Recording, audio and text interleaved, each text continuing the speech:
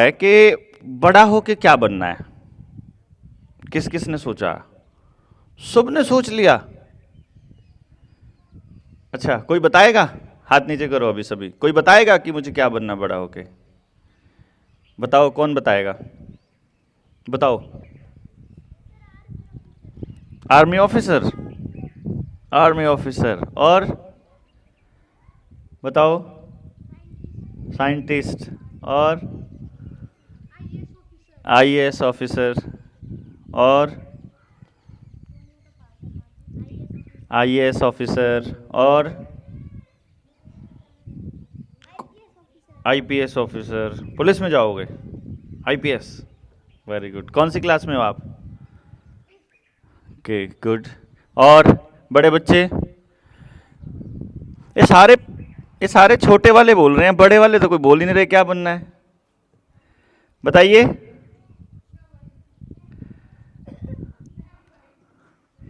अच्छा, पहले सोचा किसी ने आप में से? छोटे थे तब कुछ सोचा था बचपन में? क्या क्या सोचा? बताओ बेटा, आप बताओ क्या सोचा था? पायलट। और तो अभी नहीं सोच रहे? अभी नहीं सोच रहे पायलट बनने के बारे? अभी भी सोच रहे? ठीक है। और टीचर बनने के बारे में किस किस ने सोचा? ओके, चलिए। अच्छा, आपको कैसे पता कि आपको ये सब बनना है? मतलब आप ये सब करोगे तो आप यही करना चाहते हो, ये किसने बताया आपको? अपने आप से आया? टीवी में देख के? मूवीज में देख के कि आईपीएस ऑफिसर ऐसे होते हैं, आईएएस ऑफिसर ऐसे होते हैं? या आपके पेरेंट्स ने बताया? पेरेंट्स ने बताया कि तुमको बड़ा होकर ये बनना है? हैं? ओके। तो स्कूल में आपके आईएएस, आप आईपीएस और पायलट ये सब बनाने की ट्रेनिंग दी जाती है स्कूल में? स्कूल में तो नहीं दी जाती। फिर कहाँ दी जाती है?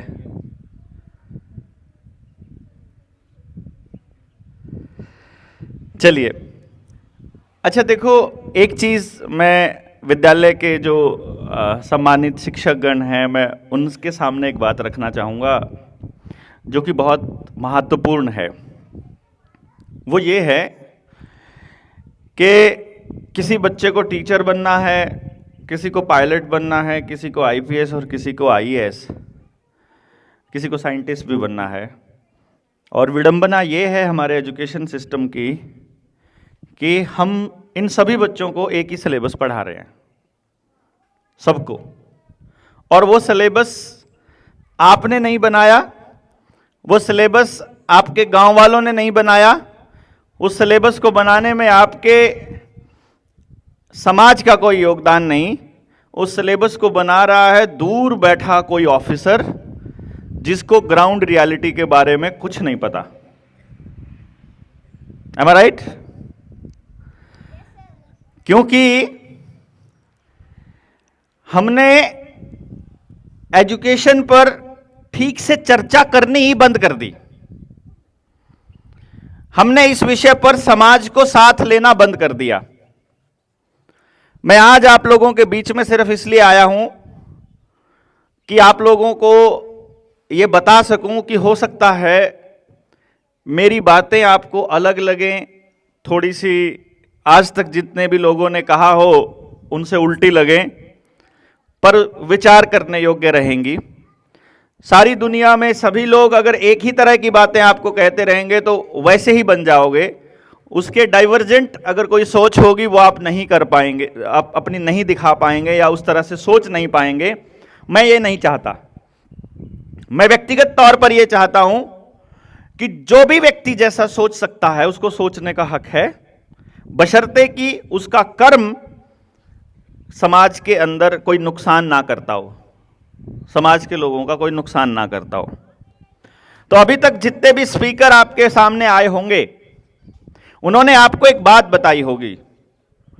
वो ये कहा होगा कि बच्चों, अपने जीवन का उद्देश्य तय करो और जब तक वो प्राप्त ना कर लो तब तक रुको मत। ऐसा सुना आपने? बहुत से लोगों ने बताया होगा। तो जिस दिन अपने जीवन का उद्देश्य प्राप्त कर लो उस दिन रुक जाना है क्या? तो उससे पहले भी नहीं रुकना, उसके बाद भी नहीं रुकना, लेकिन उद्देश्य पूरा होने के बाद क्या करना है फिर? अगर उद्देश्य पूरा होने के बाद एक और उद्देश्य ले लेना है तो इसका मतलब जो पहले वाला उद्देश्य था वो झूठा था। और उद्देश्य पूरा कर लेने के बाद भी अगर कुछ करते रहना है फिर उद्देश्य पूरा कर लेने का औचित्य क्या रहा? और यदि उद्देश्य पूरा नहीं हुआ तो क्या आपका जीवन निरर्थक हो जाएगा? मैं ऐसा नहीं मानता हूं, बिल्कुल भी नहीं मानता हूं। बहुत से लोग प्रयास करते हैं, अपने जीवन में प्रयास करते हैं कुछ प्राप्त करने के लिए, कि मुझे जीवन में यहां पहुंचना है, मुझे जीवन में यह कार्य करना है, और मैं ये बनना चाहता हूं, ये बनकर देश की सेवा करना चाहता हूं, ये बनकर देश की सेवा करना चाहता हूं।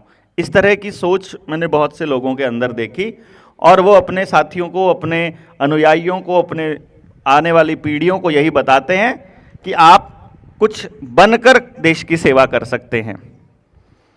लेकिन मेरा मानना है, आप जहां हैं, जिस भी स्थिति में हैं, आप उसी स्थिति में देश की सेवा कर सकते हो। भले ही आप यदि किसान हो तो अपने खेत में बिना पेस्टिसाइड का भोजन उगाकर आप देश की सेवा कर सकते हो, बिना केमिकल का भोजन उगाकर आप समाज की सेवा कर सकते हो। यदि आप शिक्षक हो तो आप एक ऐसे क्रांतिकारी शिक्षक बनकर देश की सेवा कर सकते हो जो हर उस बात का विरोध करे जो बच्चों का नुकसान करता हो। यदि आप एक ड्राइव करने वाले आदमी हो जो कुछ नहीं करता है, जो सिर्फ सड़क पर चलने वाला व्यक्ति के तौर पे अपने आप को देखते हो, तो आप दूसरों की जान माल की रक्षा करने का दायित्व निभाकर भी देश की सेवा कर सकते हो। यानी आप अपने हर उस काम के अंदर देश की सेवा कर सकते हो जिसमें सभी लोगों का फायदा होता हो, जिसमें पूरे समाज का लाभ होता हो। और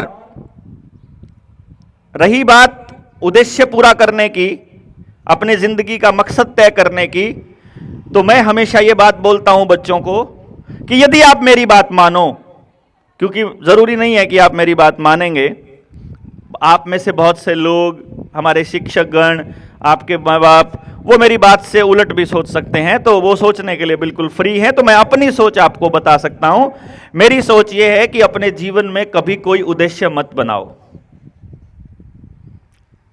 टारगेट मत बनाओ, क्योंकि टारगेट बहुत दुख देते हैं, सारी जिंदगी दुख देते हैं। आप अपना वर्तमान खो लेते हो अपने भविष्य को ध्यान में रखकर, और जब भविष्य के उस वर्तमान में पहुंचते हो तो आपको पता लगता है कि आपने अपना सारा भूतकाल खो दिया, आपने अपना पूरा जीवन खो दिया। कोई प्लेयर है, उसने सपना पाल लिया कि मुझे ओलंपिक का मेडल लेके आना है। बाय चांस बीच रास्ते में कभी उसको इंजरी हो गई, कोई चोट लग गई और वो खेलना उसका बंद हो गया, वो सारी जिंदगी रिग्रेट में जिएगा। लेकिन उसी प्लेयर ने यदि ये सोचा होता कि मुझे मेरा खेल एंजॉय करना है, मुझे मेरे खेल का आनंद लेना है, बस मुझे उस मेडल के बारे में नहीं सोचना है, तो वो आदमी कभी जिंदगी में निराश नहीं होता। जिस दिन इंजरी होगी उस दिन वो अपनी इंजरी के हिसाब से खेल से जुड़ा रहने का रास्ता ढूंढ लेगा। वो कोच बन जाएगा, वो स्पोर्ट्स मैनेजमेंट चालू कर देगा, वो अपनी स्पोर्ट्स की एकेडमी खोल देगा, वो अपने स्पोर्ट्स के इक्विपमेंट बनाने लग जाएगा, वो अपने स्पोर्ट्स की दुकान खोल लेगा, कोई सामान बेचने की, कुछ भी कर लेगा, लेकिन वो खेल से जुड़ा रहेगा और खुश रहेगा। यदि उसने अपनी जिंदगी का मकसद केवल खेल को एंजॉय करना अगर मान लिया है तो। परंतु यदि उसने ओलंपिक को अपनी जिंदगी का मकसद मान लिया तो गड़बड़ हो जाएगी। यदि आपको बड़ा होकर के आईपीएस, आईएएस, फौज में जाने का, डॉक्टर बनने का, इंजीनियर बनने का सपना पाल लिया और अब नहीं बन पाए तो पूरी जिंदगी उसका मलाल रहेगा। लेकिन यदि आपने यह सोच लिया कि आज का दिन, आज 11 नवंबर 11/11 एक तारीख है आज की, कि आज के दिन मैं ये सोचता हूं कि मैं अपने जीवन में जब पढ़ाई करूंगा, जब भी किताब खोलूंगा, बस पढ़ाई को एंजॉय करूंगा, जब मैं क्लास में बैठा हूंगा तो सामने मेरा टीचर जो पढ़ा रहा है बस उसको मैं आनंद से पढ़ूंगा। जब मैं खेलूंगा ग्राउंड में तो जी लगा के खेलूंगा। जब मैं खाना खाऊंगा तो मेरा सारा ध्यान खाने पर होगा, ना कि सामने रखे मोबाइल या टीवी पर। यदि हम केवल इतना भी मान लें कि जो कार्य कर रहे हैं उस कार्य को 100% अपना देंगे, तो आप अपने जीवन का हर पल बहुमूल्य जो आपके लिए है उसको आप पूरी तरह से एंजॉय कर पाएंगे, आप उसको पूरी तरह से आनंदित तरीके से जी पाएंगे। और फिर जो बनना होगा फिर आप वही बनेंगे जो आपके लिए बेस्ट है, क्योंकि आपने टीचर बनकर नहीं देखा है। आप इन टीचर से पूछिए, ये अपने बच्चों को कभी टीचर ना बनाएं। इनको जो काम करना पड़ता है, टीचर बनकर देखने के बाद ही पता लगेगा कि टीचर बनने का क्या मतलब होता है। यदि आपको बच्चों से बेहद प्यार ना हो, यदि आप उनकी सारी शरारतों को माफ नहीं कर सकते हो, यदि आप उनकी गलतियों को माफ नहीं कर सकते और उनको सुधारने का आपके अंदर बेहद पैशनेट तरीके से जज्बा ना हो, तो टीचर बनने के बारे में नहीं सोचना है। और वो चीज अभी बच्चों के तौर पर आपको अभी नहीं पता है कि आपके अंदर किस चीज का जज्बा कैसा है। समझ रहे हैं मेरी बात को, मैं क्या कहने की कोशिश कर रहा हूं? आपको पायलट बनना है और आप अभी सोच रहे हैं पायलट बनना है, क्या पता लगे कि जब आपकी पायलट का पेपर पास हो जाए और आप कहो कि मुझे तो ऊंचाई से डर लगता है, मैं तो जहाज में बैठ ही नहीं सकता। जब ट्रेनिंग में ही जाओ तो वहीं से वापस आना पड़ जाए। आप आर्मी ऑफिसर बनने की तैयारी कर रहे हैं, हो सकता है कि आपका कोई, आप मेडिकल टेस्ट में, आप पेपर तो पास कर लो लेकिन आप मेडिकल टेस्ट में रह जाओ, फिजिकल टेस्ट में रह जाओ, ट्रेनिंग में कोई इंजरी हो जाए, उसके बाद पूरा जीवन रिग्रेट में जाता है, पूरा जीवन पश्चाताप में जाता है, जो कि नहीं जाना चाहिए। इसलिए यदि आपको कुछ करना है तो बस एक ही विचार करना है कि मैं जो करूं उसको पूरा दिल से करूं। हां, ये ड्यूटी बनती है समाज की, आपसे बड़ी पीढ़ी की, आपके टीचर्स की, आपके माँ बाप की, हमारी, गांव की व बाकी सब लोगों की, कि जब आप बड़े हो जाएं, उस बड़े होने की प्रक्रिया में, आपको पालने पोसने शिक्षित करने की प्रक्रिया में आपको एक ऐसा माहौल दिया जाए जिसमें आपका बेस्ट पॉसिबल नेचर, बिहेवियर, आपका टैलेंट और आपका व्यक्तित्व निखर कर आए। यह ड्यूटी हमारी बनती है। और इसमें सबसे महत्वपूर्ण होता है बच्चे को समझना। आपकी क्लास में मैं शिक्षकगण जितने बैठे खड़े हैं उनको बताऊं कि आपकी क्लास में बहुत सारे बच्चे बहुत तरह की हरकतें करते हैं। यदि हमें ये मालूम पड़ जाए कि हमारे इस बच्चे की हरकत का क्या मतलब है, और माँ बाप को यदि हम उसके हिसाब से समझा सकें कि देखिए आपका बच्चा बोलने में बहुत अच्छा है, इसको पढ़ने का बहुत शौक है, ये बड़ा होकर बहुत अच्छा स्टोरी टेलर बन सकता है, ये बच्चा सारा दिन क्लास में हिलता डुलता रहता है, इसका पेन भी चलता रहता है, इसके पैर भी चलते रहते हैं, गर्दन भी हिलती रहती है, हाथ पैर भी। है कोई ऐसा जिसके हाथ पैर हिलते रहते हैं, बेंच पे बैठे बैठे पैर हिलाता रहता है? हाथ खड़ा करो, कौन कौन है बताओ। अरे होगा पक्का, ऐसे थोड़ी होता है। हाँ पता है मुझे, अपने हाथ, उनको लग रहा है कि शायद ये गलत बात होगी, क्योंकि क्लास टीचर आपको रोक देती है ना कि भाई आप कि वो जो बच्चा ऐसा करता है उसको चुप करो, आराम से बैठो, सीधा होके बैठो, ऐसा करके रोक देते हैं ना। इसीलिए आपको लग रहा है कि शायद ये गलत बात होगी। गलत नहीं होता है, मैं सिर्फ ये बताने की कोशिश कर रहा हूं कि जिसके हाथ पैर इस एंगल से बढ़ते हैं, टीचर्स को बस इतना सा बताना है कि बेटा अगर कोई चीज याद करनी है तो चलते चलते किया करो। आप घर में याद करते हो तो ऐसे किताब पकड़ के ऐसे चल के करते होगे ना, ऐसे वाला बच्चा, उसको याद ही वैसे होगा। उस बच्चे के अंदर पूरे चांसेस हैं कि वो एक बहुत अच्छा स्पोर्ट्स पर्सन हो, तो उसके लिए एक अच्छा स्पोर्ट्स पर्सन, एक स्पोर्ट्समैन बनाने का उसके लिए वो सुविधाएं उपलब्ध कराने का दायित्व वो हमारे समाज और हमारे स्कूल का है। इसी तरह से किसी बच्चे को खाना जो है वो उसकी शक्ल देखकर खाता है, या फिर मोबाइल में ही सारा दिन लगा रहता है, वो कहता है क्या मम्मी कैसी रोटी बनाई है, कैसी सब्जी, अगर कोई ऐसा बोलता है, इसका मतलब है कि उस बच्चे के अंदर बड़ा होकर के आर्टिस्ट बनने के पूरे गुण हैं। इतनी सी बात से पता लग जाएगा। ऐसा ही करके आपकी छोटी छोटी हरकतें आपके बारे में सब कुछ बताती हैं। तो हम माँ बाप का और टीचर्स का यह दायित्व है कि हम उन चीज़ों को सीखें, उन चीज़ों को समझें और फिर आपके लिए वो माहौल तैयार करें जिसमें आप अपना बेस्ट वर्जन निकल करके आओ, यानी जो आप हो वही निकल करके आओ। और यही हमारा दायित्व है। हम लोग जितने साथी हम यहाँ खड़े हैं वो सब जनता सरकार मोर्चा के साथी हैं।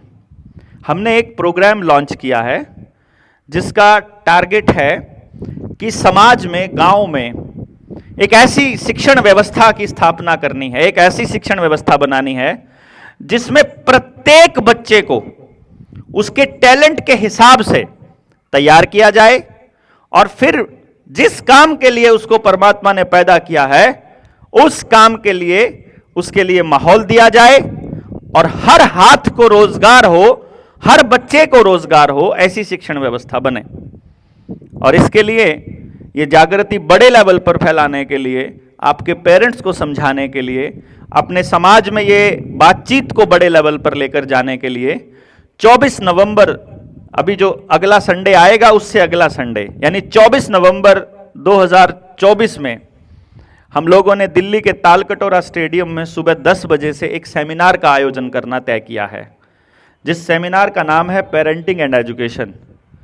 तो इस पेरेंटिंग के, इस एजुकेशन में ये चर्चा होने वाली है कि हमारे पेरेंट्स की परवरिश में क्या क्या गड़बड़ है।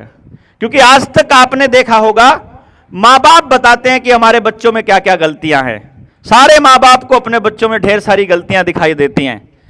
किसी को भी आज तक ऐसा बंदा नहीं मिला जो माँ बाप को उनकी गलतियां बताए कि तुम्हारी परवरिश में क्या गलती है, हमारी परवरिश में क्या गलती है। इस पर चर्चा की जाए कि इस छोटी सी हरकत से कितना बड़ा नुकसान हमारी अगली जनरेशन का हो सकता है। दूसरा, शिक्षा में क्या गलतियां हैं।